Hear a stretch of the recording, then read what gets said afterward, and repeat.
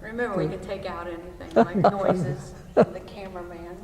Okay, here we go. First of all, state your name.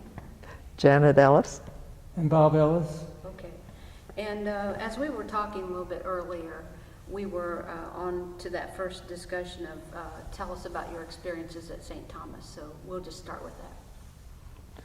Well, our first experiences at St. Thomas were as grandparents to 2 baptisms that from our oldest daughter and her family lived here about 20 years ago, and Pastor Walt was the pastor that so that I think that was the main experiences we had.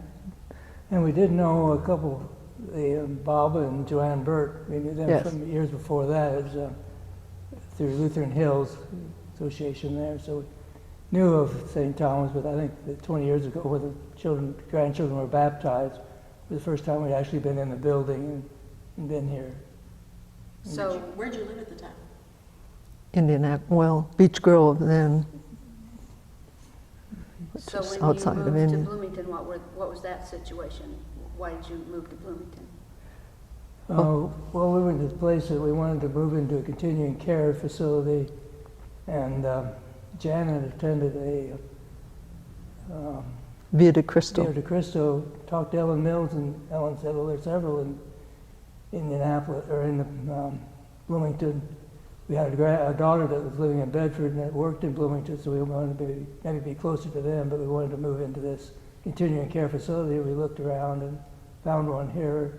So we moved here in December of 2002. And where were you in contact with Ellen Mills? Where did you know her from? I didn't, and I went to a Via de Cristo weekend it happened to be at Lutheran Hills, and Ellen was in the same, well, actually the St. Thomas cabin, and we got to talking, and she told us about Beltrace, and So you must have been exceptionally proud when you, and glad for her when she gave the oh, sermon. very, very, because we had a continuing, they call it a reunion group afterwards, so she and I were the only ones in meeting at least once a month for years, so we were very close. So when you finally moved back here and then you came to St. Thomas, tell us a little bit about what St. Thomas was like when you came back in, 02, did you say? When you moved here in 02? Mainly. I know that you were in my confirmation class, Right. or whatever should we call that, new members class. New Talk members. a little bit about what it was like then and who the pastor was and how were your feelings about St. Thomas when you came back? Well, of course, Let you, Pastor Joyce, and we came in December of 01, so it was mainly, 02 and beyond. Pastor Joyce was the interim at the time, and so we just went from there until we called Pastor Lyle. So we were quickly assimilated into the congregation. It was a welcoming congregation that brings you in quickly. At that time, had real warm feelings about it, and having known a few of the people earlier did kind of help. But I'm very shy, so I don't meet people easily, but I got very comfortable very quickly. Right. And what kind of things brought you in? You volunteer, I know, a lot for things here. Talk about some of those things that you volunteer for, or what you do around St. Thomas that makes you feel welcome. Well, again, knowing Joanne Burt, we kind of followed in her footsteps. She and Bob would pick up the attendance sheets after we got involved doing that, the bread delivery. And I kind of like to tinker around with things, and being retired and living in a retirement community, this gave me the opportunity by going onto the property committee to kind of tinker around and fix things, try to fix things. And Janet, what do you belong to, or what do you help with? well, I don't do a lot besides this, so we have been interested in trying to get the library together, but I think people are the most important thing to me. And I was in a class with you, and I try to do things for people that are in Beltrace, but I don't drive all that much. Now tell me about the camp that you go to. Oh, yes. You work there. Tell me a little bit about that.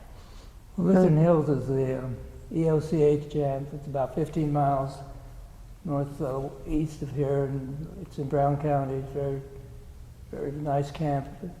They're always doing something, needing some help, and so Jan and I have been volunteering to go out there and do just housekeeping things. Actually got involved with building some cabins, so I got to learn a little carpentry, and I'm glad that I didn't make my living being a carpenter. I would have starved to death. What does that camp service? Who goes there? I'm not familiar with it. Well, in the summer, they have the summer camp program from early June until about August. They have something going on every week, and then the rest of the year it has retreat weekends. There's almost something every weekend. So it's not just children's kind of camp? No, it's adults. Adults. Okay. It's not closed to Lutheran churches. Other groups use it as well. Now, you mentioned that they got you involved quickly here. What other things are special about this congregation to you? I heard one of the members talk about eclectic. It's a very variety. There's a lot of variety being in a university community, which to me is different because I grew up in a farming community in central Illinois, and that was it. And here you have all the foreign students, people who speak different languages, and it just it's very interesting, cosmopolitan, I guess you might call it too. We enjoy the music. Everyone enjoys the music. Are there any stories about, you mentioned the people that helped you get started, anything you can share with us about something you especially enjoyed, a certain person or something, an event that made you feel, that made it special? Think of anything like that. I enjoyed Marcella very much, and I tried to, be with her whenever I could, but not driving. Once she got over there and she didn't come to church, I couldn't. But once she came over here, it was an opportunity to get back there. Right here you mean at Beltrace? Yes, she spent her last days in the assisted living. Yeah. So. Tell us a little bit, each of you, about your families when you were younger, and what kind of church kind of training did you have? How did you grow up? What were your church like? What were your parents like that helped you to end up still feeling a part of a church as you got older? Let you go first. Okay.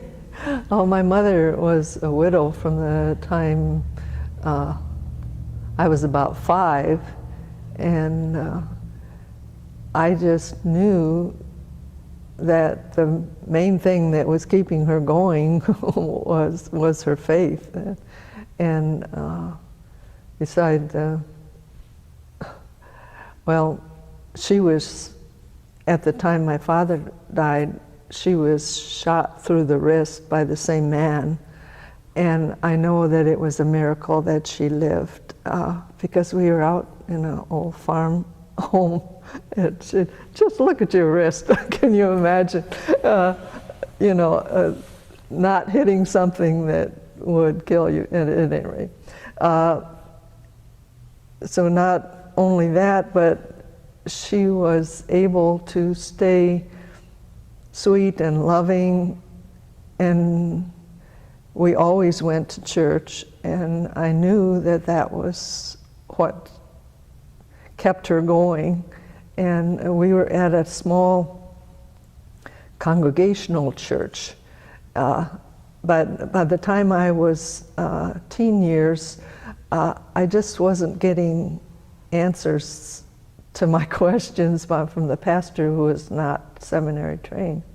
So we went to a Lutheran church a little farther north from us, and we all took, my brother and my sister and my mother and myself all took adult training in our confirmation in the Lutheran Church, and so I've been a Lutheran ever since.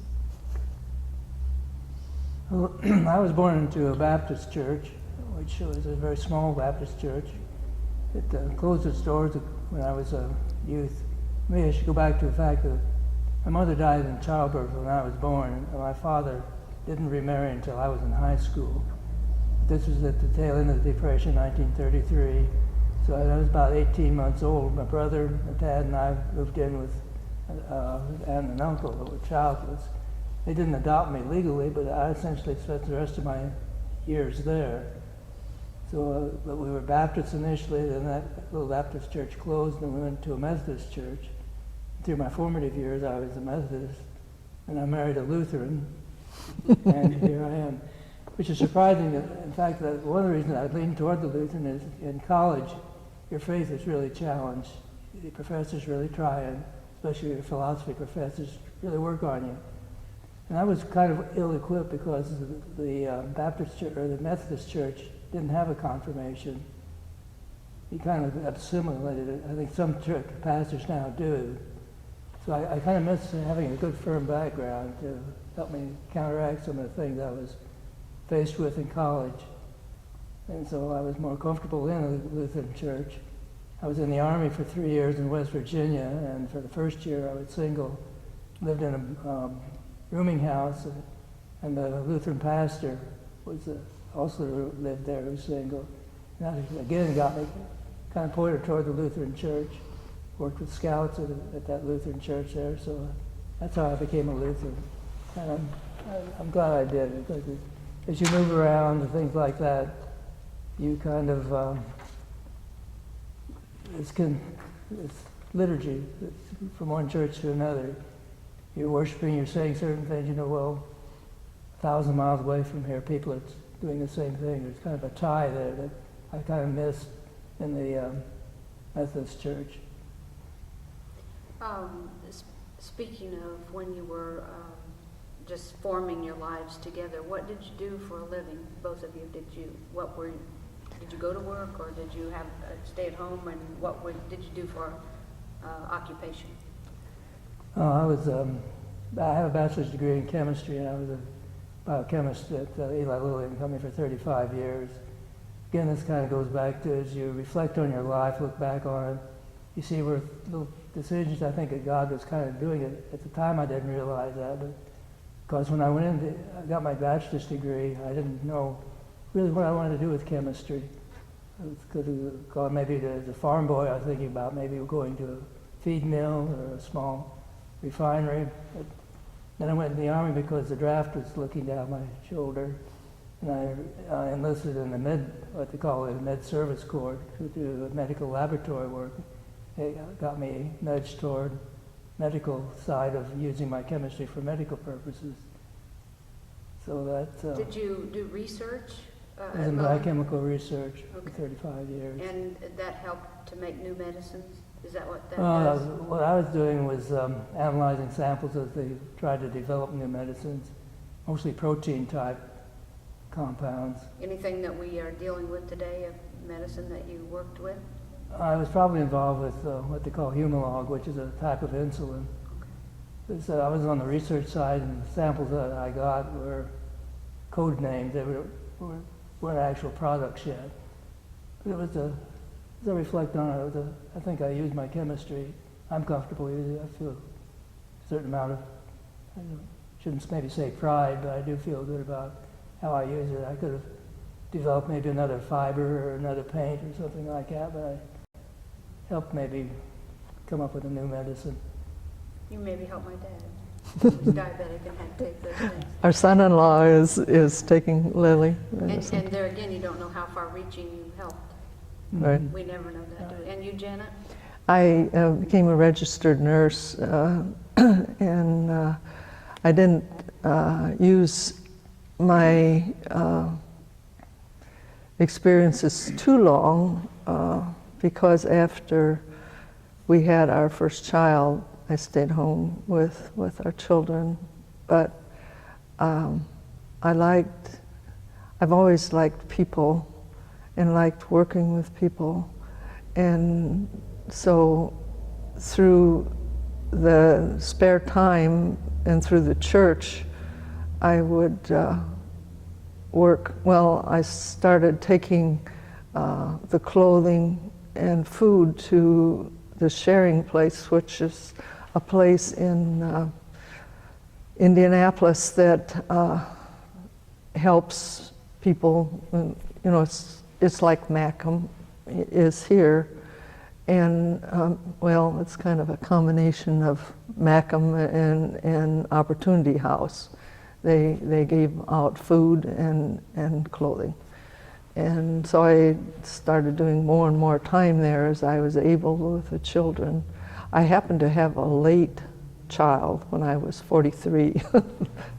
By that time, my mother was down here from Wisconsin, so I kind of took a step back, and we helped each other for a while. And then her health and my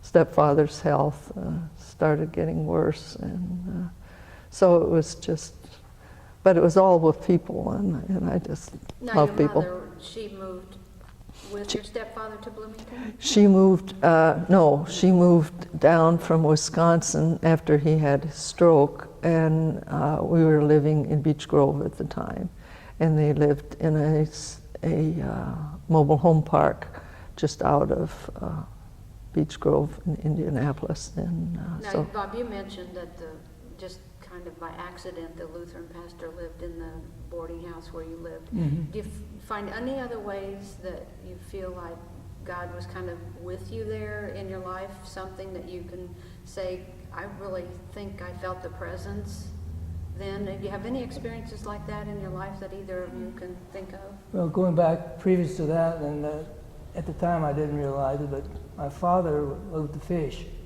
And he knew a friend in the hometown there that had his daughter that had a fishing resort in northern Wisconsin.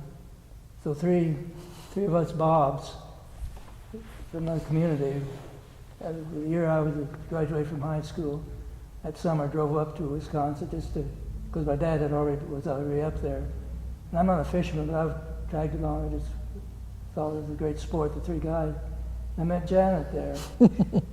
And so again, as I reflect on my life and how little incidents happened, which at the time were just so-so, but what an impact they had. Because I married her, she went off to Wisconsin or Minnesota for nurses training. I went off to Ohio for college. We started writing, and a few years later we were married.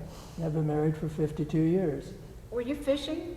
How did you meet each other if you were out fishing? Her mother. my stepfather had the resort in Wisconsin, okay. and Yeah, so they were at that resort. And it was, I spent very little time at that resort because we had lived in the small town.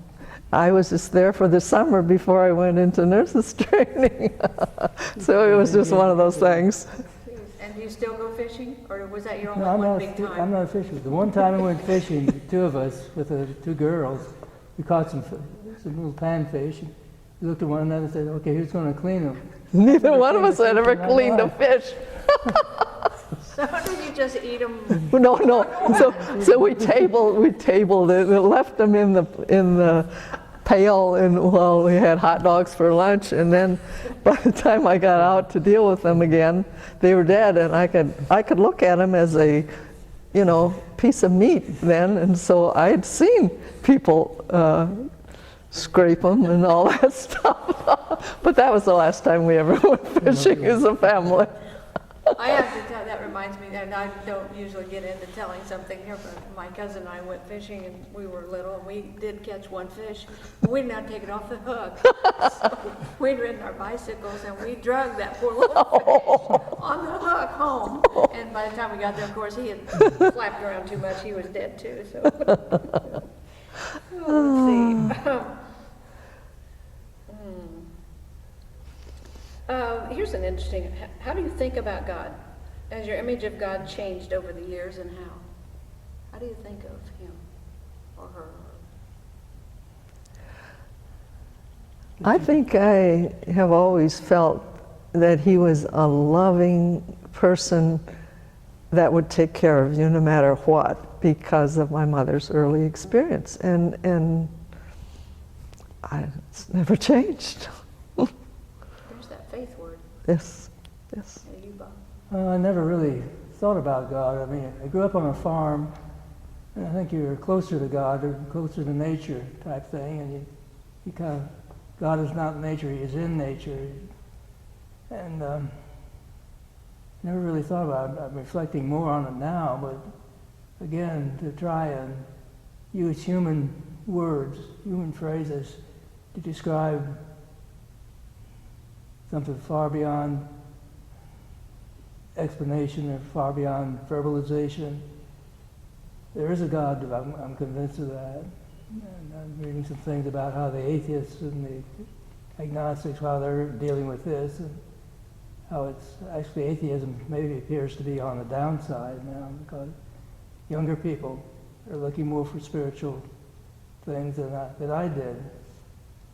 But I never just really accepted what was going on, and I just didn't really question it. It's a really good point that it's hard to describe something that's not earthly, Yeah, human. That Yeah. it's too Nothing hard you to can describe. compare. It's a spiritual I like thing, that but what you said. That people in your family. Talk a little bit about your children and the people that you love the most in your life, and any place that's special to you in your life that just you have like memories back here. You'd like to say some of those about your children, or you've talked a little bit about your mom and about your dad and your mother too. Anybody else in your life that you'd like to I talk think about? probably one person that was very influential was my aunt and uncle that raised me. In fact, I was closer to my uncle than my dad, partly because I was with him all the time and on the farm and out in the field and things. I think my father just had a problem accepting my mother's death. And not that he blamed me or anything like that. My brother did not blame me. But when you're a lawyer starting out and have a 7-year-old child, 33-year-old wife, and you're probably 34, 35, and have suddenly the wife taken away, left with a squalling infant, he just didn't really open up after that. He was not an aloof father. He provided college for me, took care of me, but he's more like a dear uncle, I would say. So my aunt, who had no children, and some people would say she was dogmatic. I mean, she was of German background, and what she said went. I threw one temper tantrum that I was told about, and that was stopped very abruptly. But she was a loving person, and my interest was foremost in her heart. And again, we were talking earlier about going into nursing homes, since I was kind of responsible for her when she got to the place that she couldn't live in a small town by herself. She was doing things, driving out of town, forgetting where she was and things like that. Finally I said, I think you need to go into a nursing home. And I think partly out of love for me, she said, okay, I will. We were 200 miles away. I didn't want to bring her back to central Indiana. Her roots were too deep after 90-some years in central Illinois. But she probably had as much of an influence as anything. That you will do this to your best of your ability, you will do this right. And, That's a lucky thing to have someone in your life like that. mm-hmm. Blessed. Yeah, I say my mother was like that too. We have 3 children. Our oldest one she had 3 children of her own. They live in Kansas City now. And then she went to China to save a little girl, and now she's our 4th grandchild with them. and we have a daughter that lives in Bedford, and she's a teacher out there now, and they live in a little cabin out there on a beautiful little piece of ground that we love to go out and have 2 grandsons with them. And then we have a daughter that lives in Flora, Indiana, and she is what did you say, a technician? Laboratory technician. Laboratory technician in at the lily plant there now. She plans to get married in the fall, so she'd like to go back to Florida where she went to school, to high school or to college, and so she may not be there too much longer, depending on the situation up there. So those are the important people. We talked just a little bit about you thought that younger people might be coming back around away from atheism and those kind of things. What could you tell a younger person or generation about values? Some of those which you learned at church, some of those you learned from the influential people in your life. Could you be a comfort to some of those people if they could just hear what you would say about values in your life? That's a tough one, isn't it? And I say, both of us, having grown up, have been depression babies, you know, that looking now to the future, it's scary. It is really scary. But that God, if you will do your part and not expect everything that you always had, He'll get you through it. I think that's true. In our materialistic world, accumulating things, so often what you anticipate getting, once you get it, oh, I've got it, now what? So I think your values have to be based on something other than what you have, or what you are, what your people that you associate with are. And if children are raised to think that those things are so important, where are some other places where they can get those ideas? That it's not the things, if that's how they're raised at home, if that's what they see, do we all have something that we could contribute that they could see? What do we need to do? Is there anything we can do to help young kids who just see the things? And try and be examples and let them see the results of our values. And, the actions speak louder than words so often. I think Bob has been very active in doing what he can do through the Thrivent branch here, and a part of the Thrivent brotherhood, what you call it, is that you do things for others, and you bring people in to help raise funds and do things. And he's been the treasurer for... I want to talk about that Thrivent just a little bit. Yeah. What does it do, and how's it based, and just give somebody a general idea of what that is. Well, Thrivent's a financial benefit society. It's originally a merger now of two, Aid Association for Lutherans and Lutheran Brotherhood. And since they're a financial type thing, they do get tax advantages by being that type. So in order to do that, they have to do charitable type. And so they have two ways of raising. They can have what they call a fundraiser, that they bring people together to have a bake sale, breakfast type things, or an appeal, or maybe and then they have what they call a hands-on project, where the Thrivent will provide funds for you to maybe build a playground built some things in a playground or whatever. Now, how does that affect this St. Thomas?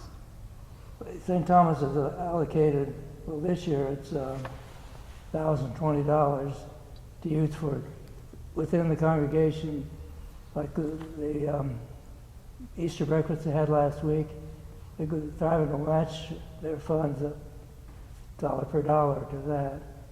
Outside of the congregation, they have what they call in care abounds in the community. Now that's outside the congregation, where they have fundraisers. Maybe someone has high medical bills, and they will have a fundraiser to raise money, and then the private will match that $1 for every $2.50 raised. So that's more like a national Thrivent is a organization? national organization. They have what they call local chapters, which are made up of 2, 3, or 4 congregations in a location. There are 4 in the Thrivent chapter here, one in Calvary and Bedford, Trinity in Ellisville, and Faith and St. Thomas here in Bloomington. We work together to do things. And then each congregation does have the funds they're using within the congregation. So the money from the Easter breakfast, it was donated then to someone that your group would find out about needing? Well, they've applied for, they hope to raise 500. I haven't heard what they raised. Let's say they did raise 500. Thrivent, they will then use the 500 from Thrivent. That gives $1,000. I think what they're trying to do is put that aside for the youth gathering. Yeah, because And, that's in congregation. So how would someone, how would the group know who needs help? Is there incoming information about who needs to receive money? Or? We try and advertise it, have bulletin inserts, temple talks maybe, and they have what they call a congregation coordinator. Actually have 3 of them, and you approach them if you know who they are, and if you have a project or you think, we'd like to do this, or so a neighbor maybe that needs some help, that could come through a congregation, care abounds and communities activity. So it's giving back, using their tax advantage to give back to the community or to the church. Do we think that I might be the only one who didn't understand this, or should we be more public about that this thing exists? They're starting to stress being a little more aggressive about advertising. You have to, it's a kind of a narrow line that you have to walk to not get out of bounds as far as advertising is. They're trying to let people know more about Thrivent, which is also has the financial side, as well as originally it was life insurance, and then we go into annuities, and now they're into just all of bank and all the financial. But since it is a fraternal benefit originally, it still has this tax advantage that they have to kind of keep separate. But they do want to try to let people know more about what's available for Thrivent. And Janet, you were motioning, what were you wanting him The to books. The hymnals. The hymnals were one year's, a couple years ago. Couple, 3 years Yeah. funds. See, there are 3 different allocations: the care in the community, or care in congregation, and we get so much money. Right. In 1 year, they put it on books, and then there's care in community, and then we've sponsored ECHO. I don't know if you remember that from last year, but we're going to have it again this year. And some of the different,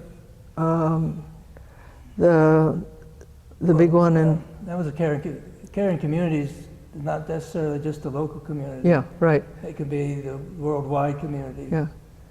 which So is the what ECHO crop walk Is and the, things like that. Is the heifer thing in this? It, They didn't this year with the last last year they did. It's starting to get more and more they- complicated to keep things separate. And they have less funds in that this year because of always. So anyway. when people donated money for the hymnals and how do you say Some of that was matched. It was matched. Some of it was Yeah. matched. Yeah. Or they call it supplemental because it's not a one-to-one match. It's $1 to $2 or $2.50 now. Right. So how do you choose what causes to get involved in? Well, we just decide, I guess, you want to, how do you choose which ones to, there's a board, or whatever you call it. No, I meant you personally. You know, you're Oh. involved with the cabins, and you're involved with Thrivent, and you're involved with the Echo. And Yeah. how do you personally choose what causes and things you're going to get involved with? Well, I can tell you about Echo. Echo is very dear to my heart because I'm a gardener at heart and a people lover. And in the countries where they just have nothing, their people are dying. This fills a niche that no other aid agency does, because it goes right to the farmer and it teaches them and gives them plants and seeds, and that's why I sponsor Echo. Well, it's an educational and a networking type thing, and it goes back to the old proverb, I don't know, it was originally that give a man a fish for a day and feed for a day, teach him how to fish his lifetime, and that's what Echo does. It's teaching him how to fish. The network is maybe a missionary in one country has a problem, and maybe another missionary a couple of 100 miles away that had solved that problem, but they don't know. But by networking through Echo, this one person has answers for the other one. Is the Peace Corps in Echo or related to it in any way? No, Peace Corps is Not a government, directly, yeah, but they do. yeah. They do have interns that quite often end up helping Peace Corps volunteers. Yeah, There's they train. interaction. They train interns too, and I think Crop Walk is something that we have been a part of for when we were still in Indianapolis, because it helps people, you know, it feeds people. So it's. Anything else you wanted to add? You want to look at this paper? And is there anything else you just would like to say while we're kind of thinking of the next thing to ask you? That you would like someone who watches this 20 years from now, maybe, they'd like to know about you? One thing we didn't ask you about, and that's your personal hobbies. Do you have hobbies that you do? Or are these your hobbies? Yeah, Causes? pretty much. The gardening for me, yeah, I think is. Do they have And gardening? reading. Reading, yeah. Yeah. Do they have gardening for you to do? Or? Well, I make gardening. I've got pots all over the place. And you come here to help too, don't you? Yes, yes. And yours? Your hobby, did you say? I guess volunteering, and I like to tinker with the computer on setting up spreadsheets.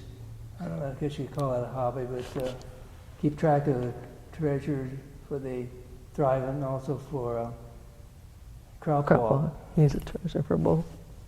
And, Well, it's a good thing somebody likes to do that. Amen. It is me. Well, I wonder if it would be kind of fun to close with this question, and that was, do you have a favorite Bible story that has a special meaning to you, and what it is about that Bible story that was kind of important to you or meaningful for you? Hard to pick. Hard to beat the resurrection, in my estimation. I think probably that would be the greatest in mine. You got one? And what makes it meaningful for you, Jan? Well, it's just that this is not the end, you know, and all these ones we have loved, and we see them again. Yeah. Great reunion. That's a kind of a tough one in a sense, to try and pick one out. Because you hear John 3:16 mentioned all the time, and I guess ultimately because that is a gift, it's giving, and so I think that's something to remember. Everything we have has been given to us. You may think we've earned it, but we've been given the. For example, I was given the the talent to work with Lily to have a good life, a good income. I was given life 76 years ago, which has always been really foremost in my mind as I've grown older, reminding me I was given that life, but the sacrifice of another life, my mother. And that brings home a very real of what sacrifices can be. Makes the sacrifice of Christ himself more real. Mm-hmm. Anything else you guys want to say before I turn this off? No, just thank you, St. Thank Thomas, you. for your love and for Thank you so much And for we should bringing- say thank you back to you for all that you You're give. welcome.